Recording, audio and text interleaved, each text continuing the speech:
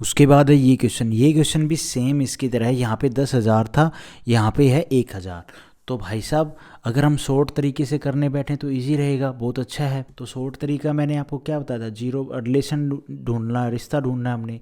0.77 upon में 0.0077, और ये बराबर है भैया, ये तो यहाँ पे तो है कितना, 1,000 है।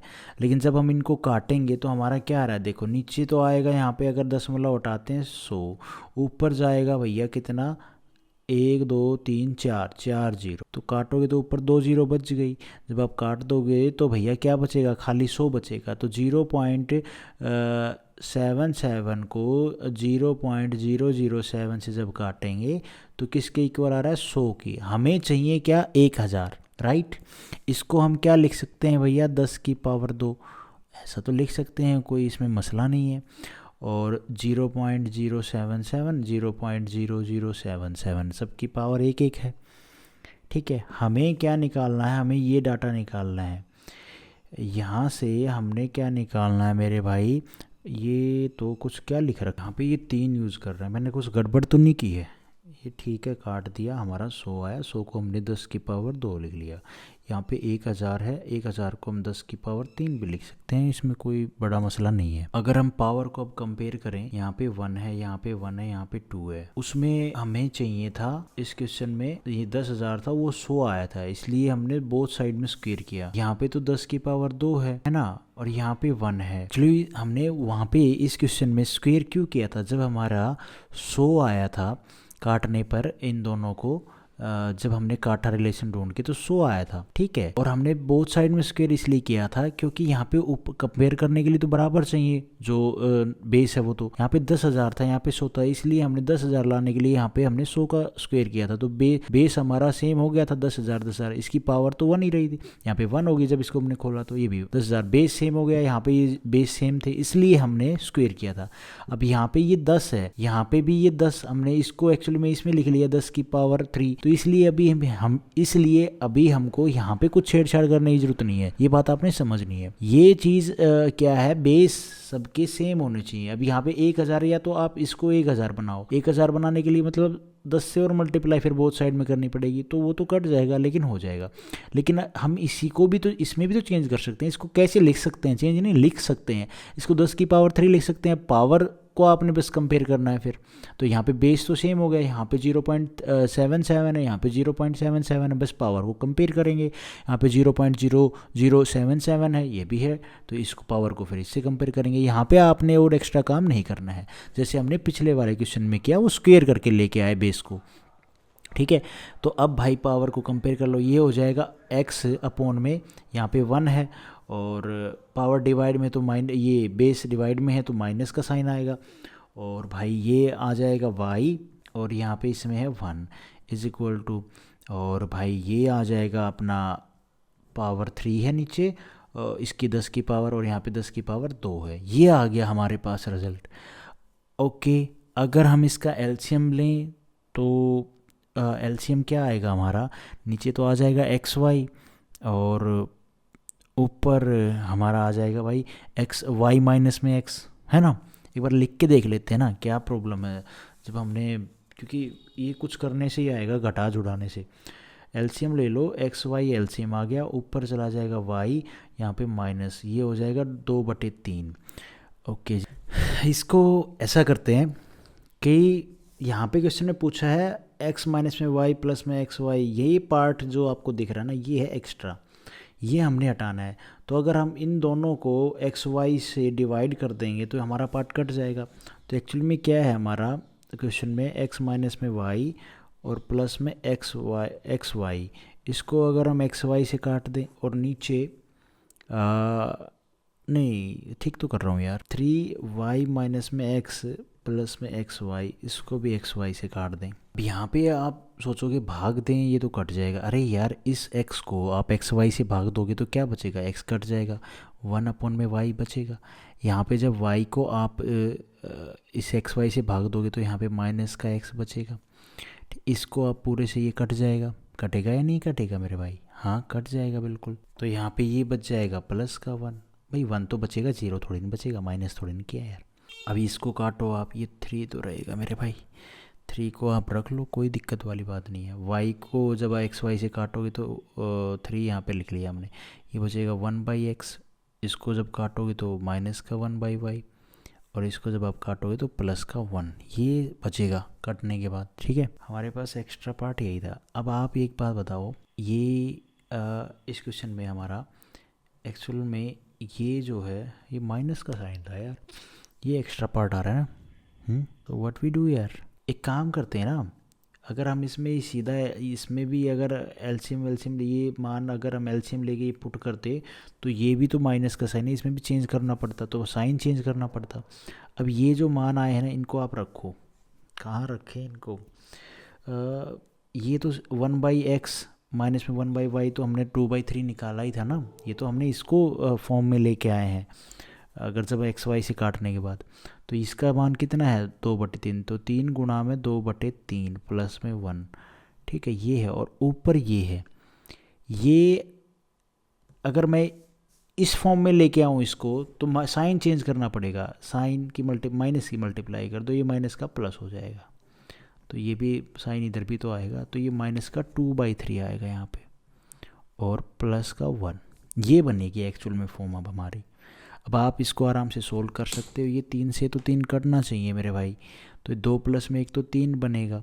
और जब आप यहाँ पे माइनस का 2/3 प्लस में 1 एलसीएम लोगे तो ये हो जाएगा 3 एलसीएम हो जाएगा भाई, और माइनस का 2 प्लस में 3 ये हो जाएगा 1/3। ठीक है, तो 1/3, तो ये 3 नीचे आएगा तो मल्टीप्लाई हो जाएगी, तो 1/9 इस क्वेश्चन का आंसर बनेगा। ठीक है, ये तो हो गया, हमने यहीं से इसको सोल्व कर लिया। दूसरा, अगर आप कहते कि भाई हम यहाँ से तो आ गए थे, यहाँ पे इसको आगे सोल्व करते, यहाँ पे ये कैसे समझते, तो समझना कुछ नहीं था। जब आप एलसीएम लेते तो आपका पास मान आता y माइनस में ये 2, और नहीं, हाँ ठीक है, अगर आप ये देखते इसका मान हमारा 2/3 है, राइट। और मैंने यहाँ पे भी आपको बताया, अगर मैं यहाँ पे पूरे को एक्स वाई से डिवाइड कर देता तो ये आता एक्स वाई माइनस में प्लस में एक्स वाई। अगर मैं इसको सेपरेट लिखता एक्स वाई से काटने को, क्योंकि मुझे तो ये एक्स्ट्रा पार्ट है, इसको काटना है। ठीक है, तो मैं इसको भी अगर काट लिखता तो इसको काटने के बाद एक्स वाई से काटने के बाद तो ये लिख देता एक्स माइनस में वाई अपॉन में एक्स वाई, और ये हो जाता मेरे भाई, नहीं यार ये लिखने की भी ज़रूरत नहीं थी। यहाँ पे मैं क्या करता, इसी की क्रॉस मल्टीप्लाई करता है यहाँ से। ठीक है, तो ये आ जाता 3y माइनस में x किसके बराबर 2xy के, और यहाँ पे हमसे पूछा है ये इसका इसकी जगह पे मैं 2xy लिख देता तो ये x माइनस में y प्लस में xy अपॉन में 2xy प्लस में xy, ये कितना हो जाता भाई 3xy, और ऊपर बच जाता x माइनस में y प्लस में xy। ठीक है, और इसको अगर हम काटें तो कट तो जाएगा, ये एक्स वाई से ये एक्स वाई कट गया, 3 आ जाएगा नीचे। ओके, एंड इसको अगर हम लिखना चाहें यहाँ पे नीचे 3 आ जाए, ये यहाँ पे 1 बचेगा ना, तो ये एक्स माइनस में वाई है। यहाँ से अगर हम इसमें अगर साइन चेंज करना चाहें तो माइनस का साइन चेंज कर दें तो माइनस का वाई, या कह सकते हो एक्स माइनस में वाई हो जाएगा 3/2, वट एक्स माइनस में वाई हो जाएगा भाई, एक्स माइनस में वाई हो जाएगा हमारा 2xy अपॉन में 3। तो जब 2xy अपॉन में 3 करेंगे इसकी जगह पे, तो 2xy अपॉन में 3 है ना, और यहाँ पे इसके साथ जो एक्स वाई था इससे तो ये कट गया, यहाँ पे एक्स वाई और बचा जिससे ये भी इसके साथ भी लगेगा, यहाँ पे प्लस का 1 था तो इससे ये कट जाएगा है ना, और ये 3 जो है अब यहाँ पे भी ये कट गया ना। अब एलसीएम ले लो, एलसीएम लेंगे तो भाई साइन तो, अच्छा साइन फिर इधर भी तो चेंज होगा, ये माइनस का साइन आ जाएगा यहाँ पे, तो ये हाँ ठीक है, यहाँ पे फिर आ जाएगा 3 एलसीएम ले लिया, 3 ये 1/3 अपॉन में 3, समझ रहे हो आप बात को, तो 1/9 इस क्वेश्चन का आंसर बनेगा। ये थोड़ा सा पजलिंग था, एक एक स्टेप किया ना तो थोड़ा सा दिमाग लगाना पड़ा, बाकी ये इजी था। हमें बस पॉइंट ये है कि एक्स वाई एक्स्ट्रा पार्ट है, इसको हटाना है। तो हटाएंगे कैसे? एक्स वाई से ही काटेंगे पूरे को। इसको एक्स वाई से काटोगे, इसको एक्स वाई से काटोगे, आपकी मर्जी है। फिर एक्स वाई से काटने के बाद आप इस तरह से खोल के करो, या फिर आप ये सोचो मैं यहीं से कुछ ऐसी चीज़ बना लेता हूँ बराबर रख के, जो इनमें पुट करता चलूँगा, आंसर आ जाएगा। वो आप लोगों की मर्जी है। क्वेश्चन देखो, ये भी अच्छा क्वेश्चन है। इसमें हमें 4 टर्म गिवन है, एक ये, एक ये, एक ये, और ये पावर वाला नहीं है। तो इसमें इन सब में रिश्ता देखो, तो 231 को हम क्या लिख सकते हैं भाई? इसको लिख सकते हैं 7 से काटो, 7 ये 21, और फिर बचेगा 2, 7 ये 21, ठीक है। तो और इस 33 को हम लिख सकते हैं 11 गुणा में 3। तो एक्चुअल में 231 को हम लिख सकते हैं, ये हो जाएगा 7 गुणा में 3 गुणा में 11, ऐसे लिख सकते हैं। हाँ जी। और यहाँ पे ठीक है, 7 का क्यूब क्या होता है? 343 होता है, और 11 का क्यूब होता है 1331, है ना। तो यहाँ पे हमारा देखते ही ये चीज़ समझ में आ गया हमारे पास। तो इसको हम ऐसे लिख सकते हैं 37 इंटू में 11, कोई दिक्कत वाली बात नहीं है। अब आप कंपेयर कर लोगे, ये हो जाएगा, ये जो 27 है ये कब आएगा? 3 से कब आएगा? तो 3 का आप क्या करोगे भाई? क्यूब करोगे, 3 का क्यूब। और यहाँ से आप इसको ऐसे लिख लो, पहले आप इसी को लिख लो ऐसे, ठीक है। 3x हो जाएगा ये, और ये हो जाएगा भाई 7 का क्यूब y, और ये हो जाएगा भाई 11 का cube z is equal to 231, इसकी पावर 1 है, ठीक है। मैं उम्मीद करता हूँ इतनी बात आपको समझ गई। और यहाँ से हमारा ये 231 कब आया था? 3 की पावर 1 इंटू में 7 की पावर 1 इंटू में 11 की पावर 1, और ये हो जाएगा 231। इसमें तो कोई बड़ा मसला नहीं है। रिलेशन हमने ढूंढना था वो ढूंढ लिया। अब बस आपने इसको हमने इस फॉर्म में लिख दिया। अब आपने पावर को कंपेयर करना है, क्योंकि भाई बेस तो हमने सेम करना होगा, तभी तो हम पावर को कंपेयर करेंगे। ये 3 है, ये भी 3 है, ये 7 है, ये 7 है। इन क्वेश्चंस में बेस सेम करना होता, फिर पावर को आप कंपेयर करना। ये 11, ये 11 है, 231 है, 231, इसकी पावर भी 1 है। तो अब मैंने आपको बताया था, पावर को ऊपर वाले की जो पावर 3x, इसको उठाओ, इस पे 3 की कितनी पावर 1, और ये हमने क्या किया, मल्टीप्लाई में तो पावर ऐड हो जाती है। तो ये हो जाएगा इसकी पावर 1 और इसकी पावर 7 की ही 3y, प्लस में इसकी पावर 1 और इसकी पावर 3z, और इसकी पावर 1 अपॉन में 1। अब आप इसका एलसीएम ले लोगे आराम से, तो आपके सामने डाटा मैं उम्मीद करता हूँ पेश हो जाएगा। एलसीएम लोगे तो 3x, 3 तो सब में है ना, 3xyz हो जाएगा एलसीएम। और ये इसके साथ जाएगा, तो ये इसके साथ जाएगा, सो एंड सो 3, ये हो जाएगा भाई 3y प्लस में 3x, और इन दोनों का लोगे भाई तो ये हो जाएगा 3z प्लस में 3y, और फिर इन दोनों का लोगे तो भाई 3z प्लस में 3x, ऐसे हो जाएगा। ये ऐसे ही होगा ना? हाँ ठीक है। अब भैया इनका ले लो आप एलसीएम। एलसीएम लोगे तो नीचे तो आ जाएगा भाई 3xy और z, ठीक है। जब आप यहाँ पे एलसीएम लोगे तो आप इन्हीं के दो को उठाओगे ना, तो यहाँ पे yz हो जाएगा, ठीक है। और अपना हाँ ठीक है, और ये हो जाएगा भाई, इसमें उठाओगे तो ये, इसको भूल के इन दोनों का एलसीएम उठाओगे तो ये प्लस का ये एक्स जेड हो जाएगा, और इस पे लोगे जब एलसीएम तो ये आ जाएगा भाई X Y is equal to 1, ठीक है। हाँ जी ओके है, कोई दिक्कत वाली बात नहीं है इसमें तो। अरे भैया कुछ नहीं किया, यहाँ से क्या किया हमने 3 बाहर निकाल लिया, 1/3 को कॉमन ले लिया, ठीक है। फिर आप एक्स वाई जेड का आप एलसीएम ले लो, एलसीएम ये आएगा, फिर 3 के अंदर मल्टीप्लाई कर दी। अब यहाँ पे अगर इसका मान निकालना हो तो क्या होगा, वाई जेड प्लस में एक्स जेड प्लस में X Y is equal to cross multiply करोगे तो ये किसके बराबर आ जाएगा, ये 3xyz आ गया।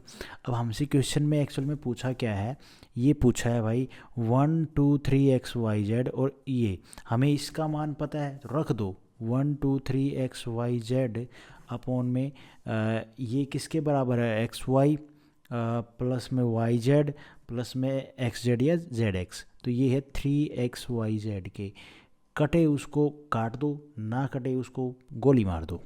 तो एक्चुअल में ये 1 2 3 मतलब 123 है ना, हम तो 1 2 3 ले रहे थे, ठीक से। 3 3 से काटो, 3 चौक 12, 3 एकम 3, 41 इस क्वेश्चन का आंसर बनेगा। बी ऑप्शन हमारा यहाँ पे ठीक हो जाएगा। और आज हम इस वीडियो में क्वेश्चन तो इतने ही करते हैं, 4 MCQ हम और करते हैं। वीडियो काफ़ी लंबी बन जाती हैं यार, फिर देखने में भी मज़ा नहीं आता। छोटी छोटी वीडियो होंगी तो मैं उम्मीद करता हूँ आप लोगों को थोड़ा ये लगेगा कि हाँ फटाफट देख ली, आगे बढ़ते हैं। सबसे पहला MCQ है कि पाकिस्तान और अफ़गानिस्तान के बीच में जो हमारी बाउंड्री लाइन है, उस लाइन को क्या बोला जाता है?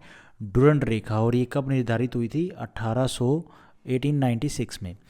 उसके बाद भैया जो पड़ोसी देश है हमारे देश के, उनके साथ अपने कितने जो स्टेट हैं उनकी बाउंड्री लगती है? तो वो टोटल स्टेट कितने हैं जिनकी पड़ोसी जो राज्य स्टेट कंट्री हैं उनके साथ में वो बाउंड्री लगती है? तो टोटल हैं 17 स्टेट जिनकी बाउंड्री लगती है। ओके। भारत एंड पाकिस्तान के बीच युद्ध विराम जो रेखा है, एक हुआ था पार्टीशन वाली रेखा, ठीक है, जो भारत और पाकिस्तान के बीच में जो हम रेखा डिसाइड की गई थी कि भैया ये रेड क्लिफ रेखा है, इधर पाकिस्तान और इधर अपना इंडिया। लेकिन एक फिर LOC के ऊपर जो भैया लड़ाई के बाद जो निर्धारित की गई ये लाइन, तो वो हमारी कौन सी है? LOC, मतलब line of actual control. Line of control ये रेखा है जहाँ पे युद्ध विराम हुआ, उसके बाद ये रेखा डिसाइड की गई कि ये उस साइड में रहना तुम लोग और हम इस साइड में। उसके बाद हमारा भैया चौथा MCQ है कि आदम का जो पुल है ना, आदम, वो कहाँ पे है? तो भैया वो है हमारा भारत और जो श्रीलंका है ना, ये हमारा भारत और यहाँ पे श्रीलंका, श्रीलंका के मध्य में, भारत और श्रीलंका के मध्य में। तो ये 4 MCQ हैं, तो ठीक ठाक थे, याद रखना। तो आज हम इस वीडियो में गाइस इतना ही करते हैं, नेक्स्ट वीडियो में यहाँ से स्टार्ट करेंगे। Thank you so much. Video आपको ठीक लगी तो लाइक करना, चैनल पे नए हो तो सब्सक्राइब करना।